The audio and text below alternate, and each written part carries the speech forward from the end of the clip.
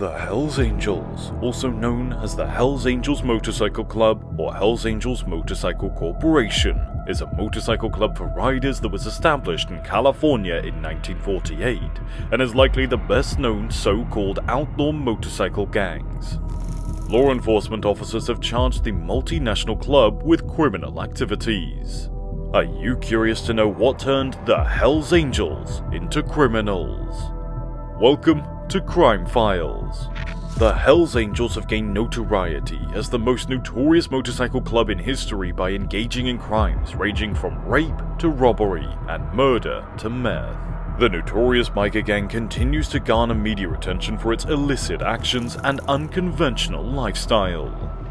In 1948, the Hells Angels Motorcycle Club was established in Fontana, California, which is close to San Bernardino. The name Hells Angels was originally used by bomber crews in World War II, and as the title of a Hollywood movie about World War I aviators in 1930. In 1954 and 1957 respectively, the club established chapters in San Francisco and Oakland. In 1961, it began operations in New Zealand.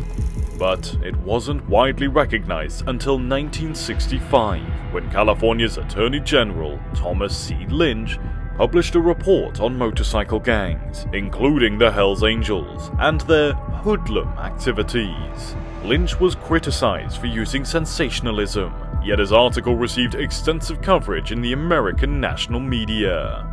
The Altamont Festival, a free Rolling Stones concert held on December 6, 1969 at a motor speedway east of Oakland, heightened the Hells Angels' notoriety after they were contracted to provide stage security.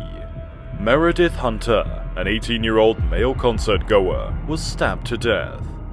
A member of Hells Angels was initially charged with the murder. However, he was ultimately found not guilty. Gimme Shelter 1970, a widely viewed documentary by Albert and David Maysles and Charlotte Zwerin, featured shots of the concert's violence. The Wild Angels 1966, Hells Angels on Wheels 1967, Hells Angels 69, 1969, and Angels Hard as They Come 1971. Are just a few of the low-budget films that took advantage of the public's fascination with motorcycle riders. Have you watched any of these? White male Harley-Davidson motorcycle riders make up the majority of Hells Angels. Each has a legal or official name that may be a funky moniker. Membership status is strictly regulated. A rigorous screening and initiation process is needed for potential members, and anyone quitting must return all regalia bearing the Hells Angels name or Death Head emblem. While some chapters have clubhouses, most members prefer to meet up in bars and ride out on runs to recreational locations as a group. Even though Hells Angels have been around for well over 70 years, people frequently view them as criminal lowlifes, much as biker gangs are or were presented in modern TV series and movies. But in their early years, the Angels were mostly regarded as tough motorcyclists who stood up for their towns and happened to be non-conformists who rebelled against the Leave It to Beaver-style spotless values of 1950s America. Don't worry about the fact that there were films like Marlon Brando's The Wild One that looked at the brutality that was already common in the motorcycle gang culture. For the most part, these bikers were chaotic neutral, yet a string of unfortunate events caused many of them to be viewed as chaotic evil, and a lot of it's connected to Thomas C. Lynch, the Attorney General of California's thorough investigation of the alleged illegal actions of the Hells Angels. Although it's understandable why Lynch's eponymous 1965 report served as the impetus that turned the Angels from an illegal motorcycle club into a group that's more commonly referred to as a gang, there were a few other events that happened during the 1960s that were arguably just as significant in redefining how the public viewed the Angels. Here's a closer look at the Lynch report, and two other additional elements that also contributed to the Hells Angels being criminals. On September 6, 1964, sources stated that 2 adolescent females were raped by a score of the Hell for Leather cyclists. 4 Hells Angels were jailed as a result, and Frank Marinello, the city's then police chief, entirely outlawed biker gangs from Monterey.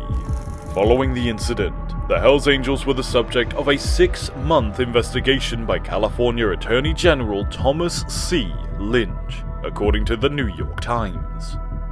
The investigation eventually revealed that the group had amassed 874 felony arrests, 300 felony convictions, 1,682 misdemeanor arrests, and 1,023 misdemeanor convictions overall through the course of its history. Only 85 of the 151 participants with felony convictions had actually been transferred to state prisons or reform institutions, according to Lynch's study. Hunter S. Thompson brings the spotlight on Hells Angels.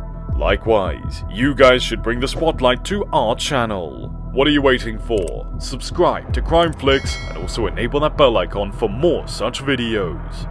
Hunter S. Thompson was one of the several journalists whose interest was aroused by the Hells Angels' growing popularity in the media. The Nation published an essay in 1965 by a young, relatively undiscovered San Francisco-based author who expressed his opinion that the difference between the Hells Angels on paper and the Hells Angels for real is enough to make a man wonder what newsprint is for. Hunter S. Thompson dutifully described the Hells Angels' wilder side in his 1967 book, but it wasn't until December 1969 that murder really entered the debate and helped to further establish the gang's reputation as a criminal organization.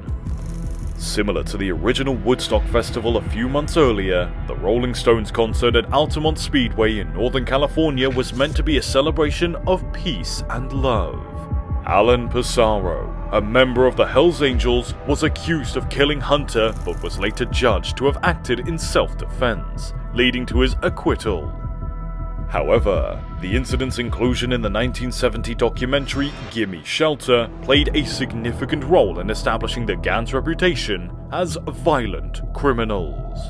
However, law enforcement officials later came to link the Hells Angels with the production and trafficking of illegal substances, particularly methamphetamine. The Hells Angels were always renowned as dangerous barroom fighters. In the early 1980s, 2 attempts to charge club members under the Racketeer Influenced and Corrupt Organizations Act resulted in mistrials.